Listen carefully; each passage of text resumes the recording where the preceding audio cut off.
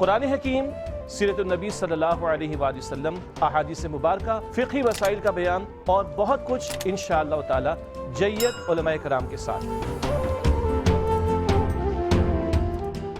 نحمدہ ونصلی علی رسولہ الکریم، اما بعد، بسم اللہ الرحمن الرحیم، اللہم صلی علی محمد وعلی آل محمد وبارک وسلم۔ رب اشرح لی صدری ویسر لی امری واحلل عقدۃ من لسانی یفقہوا قولی واجعل لی وزیرا من اہلی، آمین یا رب العالمین۔ ناظرین کرام، السلام علیکم ورحمۃ اللہ وبرکاتہ۔ دور ترجمہ قرآن کا سلسلہ جاری، سورۃ النساء کا مطالعہ کر رہے ہیں۔ منافقین کا طرز عمل بیان ہو رہا ہے، لیکن یاد رکھیں کہ وہ کلمہ پڑھتے تھے اور پھر اطاعت رسول علیہ السلام سے فرار اختیار کرتے تھے۔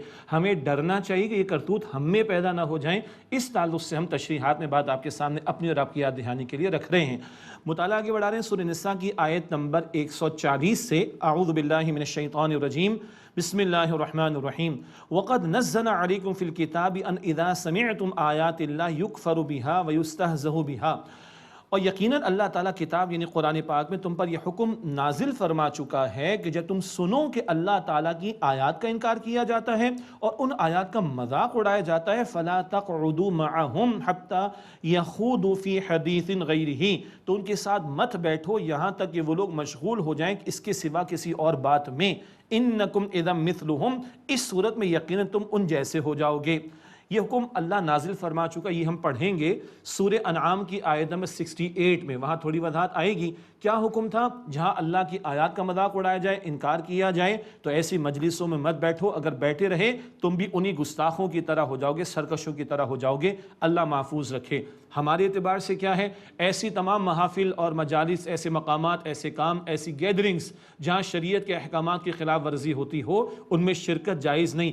سمجھانا بتانا چاہیے تاکہ وہ رک جائیں۔ فرمایا کہ مت بیٹھو جہاں اللہ کی آیات کا انکار ہو رہا ہے یا مذاق اڑایا جا رہا ہے، بیٹھے رہے تو ان کی طرح ہو جاؤ گے۔ انکم اذا مثلہم، یقیناً اس صورت میں تم ان جیسے ہو جاؤ گے۔ ان اللہ جامع المنافقین والکافرین فی جہنم جمیعا، بے شک اللہ تعالیٰ جمع کرنے والا ہے منافقین کو اور کافروں کو جہنم میں ایک جگہ۔ انجام کے اعتبار سے جہنم میں ہوں گے منافقین، کفار کے ساتھ اللہ ہم سب کو محفوظ رکھے۔ الذین یتربصون بکم، وہ جو انتظار کرتے رہتے ہیں تمہارا اے مسلمانوں۔ فإن کان لکم فتح من اللہ، پھر اگر اے مسلمانوں تمہیں اللہ تعالیٰ کی طرف سے فتح مل جائے، قالوا الم نکم معکم، تو منافقین کہتے ہیں کہ ہم تمہارے ساتھ نہیں تھے۔ منافق کہتے ہیں دو منہ والے کو، مسلمانوں سے بھی بنا کر رکھتا تھا منافق، یا منافقین بنا کر رکھتے تھے کافروں سے بھی۔ مسلمانوں کو فتح مل گئی، ہم تو تمہارے ساتھ ہیں، لاؤ مال دو، غنیمت میں سے حصہ دو، یہ رال ٹپکتی تھی ان کی۔ وَإِن كَانَ لِلْكَافِرِينَ نَصِيبٌ، اور اگر کافروں کے لیے کوئی حصہ ہوتا فتح میں سے، قالوا تو کہتے أَلَمْ نَسْتَحْوِذْ عَلَيْكُمْ وَنَمْنَعْكُمْ مِنَ الْمُؤْمِنِينَ، تو کیا ہم تم پر غالب نہیں آ گئے تھے اور ہم نے تمہیں بچا نہیں لیا تھا مسلمانوں سے؟ اللہ اکبر۔ تو کافروں کے پاس جا کر ان سے حصہ مانتے، ہم تو تمہارے ساتھ ہیں نا، ہم نے تمہیں بچا لیا مسلمانوں سے۔ تو یہ مفاد کے غلام ہے، نہ مسلمانوں کے ساتھ مخلص نہ کافروں کے ساتھ۔ فرمایا فاللہ یحکم بینہم یوم القیامہ، فاللہ یحکم بینکم یوم القیامہ، بس اللہ تعالیٰ قیامت کے دن تمہارے درمیان فیصلہ فرما دے گا۔ وَلَن يَجْعَلَ اللَّهُ لِلْكَافِرِينَ عَلَى الْمُؤْمِنِينَ سَبِيلًا، اور ہرگز اللہ تعالیٰ کافروں کو مسلمانوں پر غلبے کی کوئی راہ عطا نہیں کرے گا۔ یہ اللہ کا وعدہ ہے، البتہ اس کے دو حصے کر لیں۔ ایک ہے مسلمانوں کا اسلام کا غلبہ دلیل کے میدان میں، نظری طور پر دلیل کے میدان میں، نظریے کے میدان میں اسلام آج بھی غالب ہے۔ بہت بڑے بڑے لوگ جو اسلام دشمن تھے مجبور ہو گئے اسلام کی حقانیت کو ماننے پر، اسلام قبول کر رہے ہیں۔ یہ ایک پازیٹیو سائڈ رہے نظریے کی سطح پر۔ عمل کے میدان میں کیا؟ آج ہم مسلمان مغلوب ہیں، مسلمان مغلوب ہیں، اسلام نہیں، مسلمان مغلوب ہیں۔ اور مسلمان غالب کب ہوں گے؟ آل عمران آیت نمبر 139، وَأَنْتُمُ الْأَعْلَوْنَ مؤمنین، تم غالب رہو گے اگر واقعتاً ایمان ہو۔ ہمارا ایمان اگر ہمیں فجر میں نہیں اٹھا رہا، ہمارا ایمان سود نہیں چھڑا رہا، ہمارا ایمان پردہ نہیں کرا رہا، ہمارا ایمان قرآن پاک نہیں کھلوا رہا، تو پھر ہمیں سوچنا چاہیے کہ ایمان کدھر ہے؟ ادھر ہے، ادھر نہیں ہے۔ تو عمل کے میدان میں مسلمان غالب نہیں ہیں، آج مغلوب ہیں۔ اسلام نظریے کے میدان میں غالب ہے۔ مسلمان اسلام کو تھامیں تو اسلام عمل کے میدان میں بھی، سسٹم کی سطح پر بھی غالب ہوگا۔ اس کو اس انداز سے سمجھنا چاہیے۔ وَلَن يَجْعَلَ اللَّهُ لِلْكَافِرِينَ عَلَى الْمُؤْمِنِينَ سَبِيلًا، اور اللہ تعالیٰ ہرگز کافروں کو مسلمانوں پر کوئی غلبے کی راہ نہیں دے گا۔ ان المنافقین یخادعون اللہ وہو خادعہم، بے شک منافقین اللہ تعالیٰ کو دھوکہ دینا چاہتے ہیں اور اللہ تعالیٰ ان کو دھوکے کا جواب دے گا۔ اللہ کو دھوکہ تو کوئی نہیں دے سکتا، اللہ والوں کو دھوکہ دینا چاہتے ہیں، ایمان والوں کو دھوکہ دینا چاہتے ہیں۔ اللہ اپنی طرح نسبت فرما کر ایمان والوں کو ڈیفینڈ فرما رہا ہے اور منافقین کی سرزنش فرما رہا ہے۔ وَهُوَ خَادِعُهُمْ، اور اللہ ان کے دھوکے کا جواب دے گا۔ وَإِذَا قَامُوا إِلَى الصَّلَاةِ قَامُوا كُسَالَىٰ، اور جب وہ نماز کو کھڑے ہوتے تو سستی کے ساتھ کھڑے ہوتے ہیں۔ يُرَاءُونَ النَّاسَ، وہ بھی لوگوں کو دکھانے کے لیے۔ وَلَا يَذْكُرُونَ اللَّهَ إِلَّا قَلِيلًا، اور وہ اللہ کا ذکر نہیں کرتے مگر بہت ہی تھوڑا۔ یہ منافقین کی صفات بیان ہو رہی نا، نماز میں سستی کرتے ہیں، دکھاوے کے لیے نماز پڑھتے ادا کرتے، اللہ کا ذکر بہت تھوڑا کرتے ہیں۔ اب ہمارا حال کیا ہے؟ اللہ اکبر، پانچوں کی پانچوں نمازیں ضائع ہو جاتی ہیں ہم مسلمان، اور وہ منافق مسجد نبوی میں آ کے نماز پڑھتے تھے صلی اللہ علیہ وسلم تاکہ ان کو مسلمان مانا جائے، پانچوں ادا کرتے تھے تاکہ مسلمان مانا جائے، حالانکہ جھوٹے تھے۔ ہم پانچوں ضائع کرتے ہوئے کوئی ٹینشن نہیں لیتے، ہم تو مسلمان ہیں۔ استغفر اللہ، کہاں کھڑے ہیں آج ہم؟ اللہ اکبر، سستیاں نماز میں، پوری کی پوری نماز ضائع، پانچوں کی پانچوں ضائع۔ استغفر اللہ۔ ولا یذکرون اللہ الا قلیلا، اور اللہ کا ذکر وہ منافقین نہیں کرتے مگر بہت تھوڑا۔ ہماری نمازیں تیز رفتاری کے ساتھ تو نہیں ہوتی، تراویح تیز رفتاری کے ساتھ جان چھڑانے کے لیے تو نہیں ہوتی۔ استغفر اللہ۔ حدیث شریف پہلے ذکر کی گئی، بدترین چور کون ہے؟ حدیث میں آیا جو نماز کی چوری کرے، جلدی جلدی پڑھتا ہے۔ استغفر اللہ۔ اب منافقین کا پھر بیان، مذبذبین بین ذالک، اس کے درمیان یہ لٹکے ہوئے ہیں، لا الہ اولئ ولا الہ ہؤلاء، نہ ان مسلمانوں کی طرف نہ ان کافروں کی طرف، کسی کے ساتھ بھی مخلص نہیں، مفاد کے غلام، مفاد کے بندے ہیں۔ ومن یضلل اللہ فلن تجد له سبیلا، اور جس کو اللہ تعالیٰ گمراہ کرنے کا فیصلہ کر لے تو آپ اس کے لیے کوئی راہ ہدایت کی نہیں پائیں گے۔ یا ایھا الذین آمنوا لا تتخذوا الکافرین اولیاء من دون المؤمنین، اے ایمان والو کافروں کو دوست نہ بناؤ ایمان والوں کے مقابلے میں۔ یہ موضوعات پہلے بھی آئے۔ اتریدون ان تجعلوا للہ علیکم سلطانا مبینا، کیا تم چاہتے ہو کہ اپنے اوپر اللہ تعالیٰ کا واضح صریح الزام لے لو؟ یعنی کافروں کو دوست بناتے ہو مسلمانوں کو چھوڑ کر، یہ اتنا بڑا جرم ہے کہ اللہ کے غضب کو دعوت دینے کے لیے یہی کافی ہے۔ ان المنافقین فی الدرک الاسفل من النار، بلا شبہ منافقین جہنم کی آگ کے نچلے درجے میں ہوں گے۔ درکات کا لفظ ہے، جنت کے درجات اوپر، جہنم کے درکات نیچے، سب سے نچلے طبقے میں جہنم کی آگ میں منافقین ہوں گے۔ وَلَمْ تَجِدَ لَهُمْ نَصِيرًا، اور آپ ان کے لیے ہرگز کوئی مددگار نہیں پائیں گے۔ اللہم اجرنا من النار، اے اللہ ہمیں آگ کے عذاب سے محفوظ فرما۔ اے اللہ اللہم طاہر قلوبنا من النفاق، حضور نے حدیث سکھائی ہے، ہمارے لیے سکھائی، اے اللہ ہمارے دلوں کو نفاق سے پاک فرما دے۔ ہاں اگر توبہ کر لیں تو اللہ معاف فرمائے گا۔ ارشاد ہوا الا الذين تابوا واصلحوا واعتصموا بالله واخلصوا دينهم لله، مگر یہ کہ جن لوگوں نے توبہ کی اور اپنی اصلاح کر لی اور مضبوطی سے اللہ کی رسی کو تھام لیا اور اپنے دین کو اللہ کے لیے خالص کر لیا، فاولئک مع المؤمنین، تو ایسے لوگ ایمان والوں کے ساتھ ہوں گے۔ سچی توبہ، ایمان دل میں ہو تو عمل ثبوت پیش کرے، اللہ کو مراد اس کی رسی قرآن پاک کو تھامنا، ایمان کی بڑھوتری ہوگی، اور دین اللہ کے لیے خالص کر لیں اور پورے کے پورے دین پر عمل کی کوشش میں لگ جائیں تو پھر یہ سچے ایمان والوں کے ساتھ ہوں گے۔ وَسَوْفَ يُؤْتِ اللَّهُ الْمُؤْمِنِينَ أَجْرًا عَظِيمًا، اور اللہ جل ایمان والوں کو بڑا اجر، بہت بڑا اجر عطا فرمائے گا۔ اگلی آیت کریمہ 5ویں پارے کی آخری آیت تو ہے، دل کے کانوں سے سنیے گا۔ مَا يَفْعَلُ اللَّهُ بِعَذَابِكُمْ إِن شَكَرْتُمْ وَآمَنْتُمْ، اگر تم شکر ادا کرو اور تم ایمان لاؤ تو اللہ تمہیں عذاب دے کر کیا کرے گا؟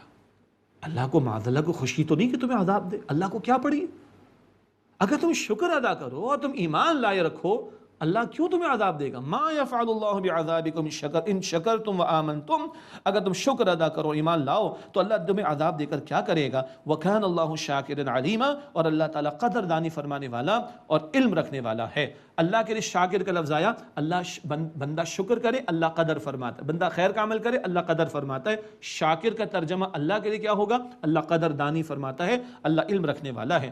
ہاں ایمان سچا دل میں بھی ہو اور شکر زبان سے بھی اللہ کی تعریف، شکر دل سے بھی اللہ کی نعمتوں کا اعتراف، پہلے دل سے شکر، زبان سے شکر، اور پورے وجود سے شکر کیا ہے؟ اپنے آپ کو 24 گھنٹے اللہ کی اطاعت میں لگانے کی حتی الامکان کوشش کرنا۔ ایمان اور عمل اطاعت میں لگ جاؤ تو پھر اللہ کے عذاب سے تمہیں اللہ بچا لے گا۔ وَكَانَ اللَّهُ شَاكِرًا عَلِيمًا، اور اللہ تعالیٰ قدردانی فرمانے والا، خوب علم رکھنے والا ہے۔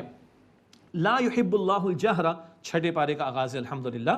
لا يحب اللہ الجہر بالسوء من القول الا من ظلم، اللہ تعالیٰ کسی کی بری بات کا اعلانیہ ذکر کرنا پسند نہیں کرتا سوائے اس کے کہ جس پر ظلم ہوا ہو۔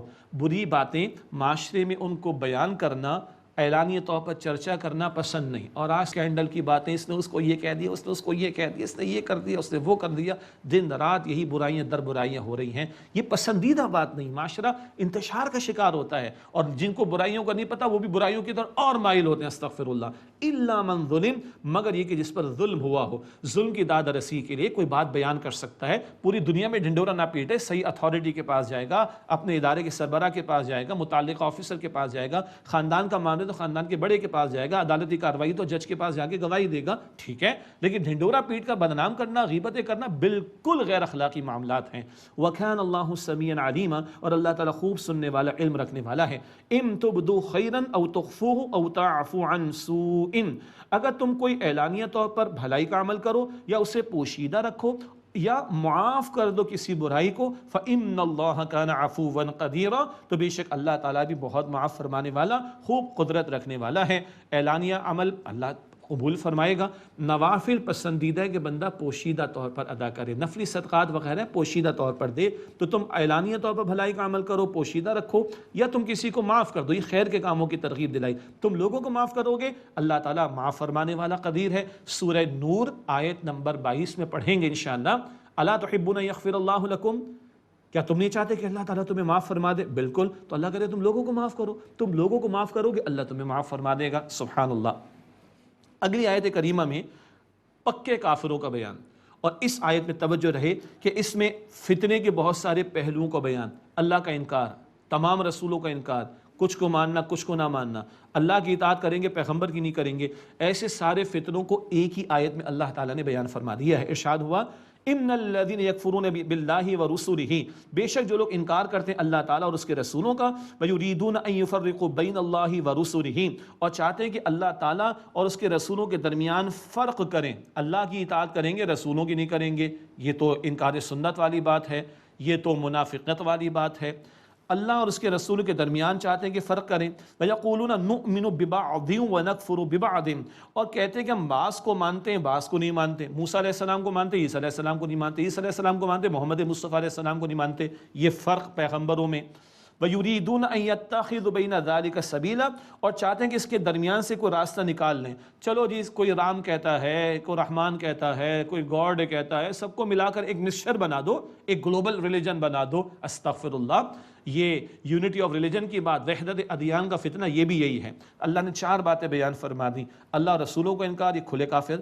نمبر 2، اللہ اس کے رسول کے درمیان فرق، اللہ کی اطاعت کریں گے اللہ کے رسولوں کی اطاعت نہیں کریں گے، یہ منکرین سنت والا طرز عمل، کچھ رسولوں کو مانیں گے کچھ کو نہیں مانیں گے، یہود و نصارہ والا طرز عمل، اور درمیان سے سب کا مکسر بنا لیں، یہ آج کے دور کا فتنہ کہ سب کے لیے ایکسیپٹیبل ہو جائے، چلو کوئی موسیٰ کو مانتا ہے، کوئی عیسیٰ کو مانتا ہے، کوئی محمد مصطفیٰ کو مانتا ہے صلی اللہ علیہ وسلم علیہ وسلم، کیا فرق پڑتا ہے؟ کوئی ان کو نہیں مانتا، کوئی فرق یہی تو پڑتا ہے بھائی، ایمان یہ ہے کہ جو محمد مصطفیٰ صلی اللہ علیہ وسلم نے بیان فرمایا اس کو ماننا اب ایمان ہے۔ یہ 4 باتیں بیان کرنے کے بعد اللہ فرما رہے، ان فتنوں کے ذکر کرنے کے بعد، اولئک هم الکافرون حقا، یہی لوگ پکے کافر ہیں، یہ قرآن کا فتویٰ ہے، اللہ اکبر۔ وَأَعْتَدْنَا لِلْكَافِرِينَ عَذَابًا مُهِينًا، اور اللہ فرماتا ہے اور ہم نے کافروں کے لیے ذلت والا عذاب تیار کر رکھا ہے۔ اس کے برعکس ایمان والے کیسے ہوتے؟ فرمایا وَالَّذِينَ آمَنُوا بِاللَّهِ وَرُسُلِهِ وَلَمْ يُفَرِّقُوا بَيْنَ أَحَدٍ مِّنْهُمْ، اور جو لوگ اللہ تعالیٰ اور اس کے رسولوں پر ایمان لائے اور ان میں سے کسی ایک کے درمیان بھی فرق نہیں کرتے، اولئک سوف یؤتیہم اجورہم، یہ وہ لوگ ہیں ان قریب اللہ ان کو ان کی اجر عطا فرمائے گا، وکان اللہ غفورا رحیما، اور اللہ تعالیٰ بہت بخشنے والا نہایت رحم فرمانے والا ہے۔ اللہ کو مانتے ہیں، اللہ کے تمام رسولوں کو مانتے ہیں، کسی میں فرق نہیں کرتے، اللہ کی اطاعت کی بھی بات کرتے ہیں، رسول اللہ علیہ السلام کی اطاعت کی بھی بات کرتے ہیں، یہ پکے سچے ایمان والے، اللہ تعالیٰ ہمیں انہی میں شامل رکھے۔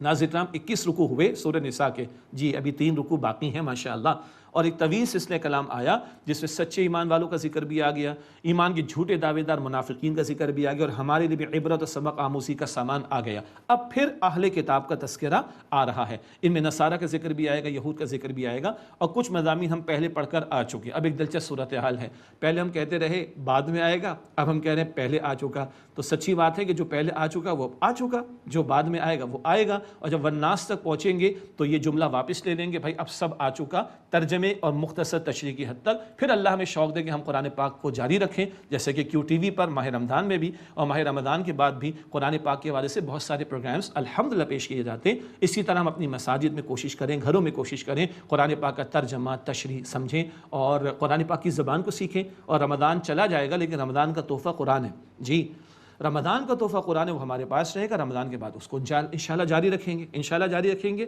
آئی ہوپ سو اور آئی پرے سو، میں دعا کرتا ہوں اور اس بات کی امید کرتا ہوں۔ اب بیان اگلے رکوع میں 22 رکوع میں اہل کتاب کے تعلق سے، اس کے ذیل میں بھی کچھ ذکر منافقین کا پھر آئے گا۔ فرمایا یسألوک اہل الکتاب ان تنزل علیہم کتابا من السماء، اہل کتاب آپ سے سوال کرتے کہ ان پر آسمان سے کتاب اتار لائیں۔ فقد سألوا موسیٰ اکبر من ذالک، تو وہ سوال کر چکے ہیں موسیٰ علیہ السلام سے اس سے بھی بڑا۔ فقالوا ارنا اللہ جہرۃ فاخذتهم الصاعقۃ بظلمہم، تو ان لوگوں نے کہا ہمیں تو اللہ کو اعلانیہ کھلم کھلا دکھا دیجئے، پس انہیں بجلی نے آ پکڑا ان کے ظلم کی وجہ سے۔ ثم اتخذوا العجل من بعد ما جاءتهم البینات، پھر ان لوگوں نے بچھڑے کو معبود کے طور پر اختیار کر لیا اس کے بعد کہ ان کے پاس کھلی نشانیاں آ گئیں۔ فعفونا عن ذلک، بس ہم نے ان سے درگزر کیا۔ وآتینا موسیٰ سلطانا مبینا، اور ہم نے موسیٰ علیہ السلام کو بڑا واضح غلبہ عطا فرمایا۔ یہ کہتے ہیں تورات لکھی ہوئی ہے، قرآن بھی ایک ہی دفعہ آ جائے، اللہ تعالیٰ بعد میں اس کی وضاحت آگے عطا فرمائے گا، تدریجاً آیا قرآن پاک۔ دوسری بات، موسیٰ علیہ السلام سے تقاضا کیا تھا کہ اللہ کو کھلم کھلا دکھا دیں، اللہ نے بجلی نازل کر کے ان لوگوں کو ہلاک کر دیا اور دوبارہ زندگی دی تھی۔ یہ بات البقرہ میں اشارتاً آ چکی ہے، بچھڑے کی پوجا پاٹ کا بیان پہلے آ چکا۔ اگلی آیت میں جو بات آ رہی ہے وہ آگے سورہ اعراف میں پھر آئے گی قدر تفصیل سے انشاءاللہ۔ پہلے مختصر آئی ہے، اتنی بات ہم عدل کے ساتھ کر رہے ہیں، اعراف میں تفصیل آئے گی انشاءاللہ سورہ اعراف میں۔ وَرَفَعْنَا فَوْقَهُمُ الطُّورَ، اور ہم نے ان کے اوپر بلند کیا طور پہاڑ کو، بِمِيثَاقِهِمْ، ان سے عہد لینے کی غرض سے۔ وَقُلْنَا لَهُمُ ادْخُلُوا الْبَابَ سُجَّدًا، اور ہم نے ان سے کہا تھا کہ دروازے میں سجدہ کرتے ہوئے داخل ہونا، جب داخل ہونا تو دروازے سے عاجزی کرتے ہوئے سجدہ کرتے ہوئے داخل ہونا۔ وَقُلْنَا لَهُمْ لَا تَعْدُوا فِي السَّبْتِ وَأَخَذْنَا مِنْهُمْ مِيثَاقًا غَلِيظًا، اور ہم نے ان سے کہا تھا کہ ہفتے کے دن کے بارے میں زیادتی نہ کرنا، اور ہم نے ان سے مضبوط عہد لیا تھا۔ ہفتے والوں کا واقعہ پہلے بھی بس مختصر آیا، الاعراف رکو نمبر 21، کچھ دنوں میں انشاءاللہ وہاں تک ہم پہنچیں گے، وہاں تفصیل آ جائے گی۔ فَبِمَا نَقْضِهِمْ مِيثَاقَهُمْ، ان کو سزا ملی، ان اہل کتاب کا ذکر، ان کو سزا ملی اس وجہ سے کہ ان کے عہد و پیمان کو توڑنے کی وجہ سے، وَكُفْرِهِمْ بِآيَاتِ اللَّهِ وَقَتْلِهِمُ الْأَنْبِيَاءَ بِغَيْرِ حَقٍّ وَقَوْلِهِمْ قُلُوبُنَا غُلْفٌ، اور ان کے اللہ تعالیٰ کی آیات کے انکار کرنے اور ان لوگوں کے انبیاء کو ناحق قتل شہید کرنے اور ان کے اس کہنے کی وجہ سے کہ ہمارے دل پردے میں ہیں۔ بل طبع اللہ علیہا بکفرہم فلا یؤمنون الا قلیلا، بلکہ اللہ نے ان لوگوں پر ان کے کفر کی وجہ سے مہر لگا دی، بس یہ تھوڑے ہی ہیں جو ایمان لاتے ہیں۔ یہ موضوعات پہلے مختصراً آ چکے۔ وَبِكُفْرِهِمْ وَقَوْلِهِمْ عَلَى مَرْيَمَ بُهْتَانًا عَظِيمًا، اور ان کو سزا ملی ان کے کفر اور مریم علیہ السلام پر بڑا بہتان لگانے کی وجہ سے۔ وَقَوْلِهِمْ إِنَّا قَتَلْنَا الْمَسِيحَ عِيسَى ابْنَ مَرْيَمَ رَسُولَ اللَّهِ، اور ان کے اس کہنے کی وجہ سے بھی سزا ملی کہ انہوں نے کہا کہ ہم نے قتل کیا، یعنی شہید اللہ کے رسول عیسیٰ ابن مریم کو علیہ السلام۔ اللہ اکبر، پیغمبر کے قتل کی بات کر رہے ہیں، استغفر اللہ، حالانکہ یہ بات غلط۔ وَمَا قَتَلُوهُ وَمَا صَلَبُوهُ وَلَكِنْ شُبِّهَ لَهُمْ، اور ان لوگوں نے ان عیسیٰ علیہ السلام کو سولی نہیں دی اور ان لوگوں نے ان عیسیٰ علیہ السلام کو نہ ہی قتل کیا اور نہ ہی انہوں نے ان کو سولی دی، بلکہ ان کے لیے معاملہ مشتبہ کر دیا گیا۔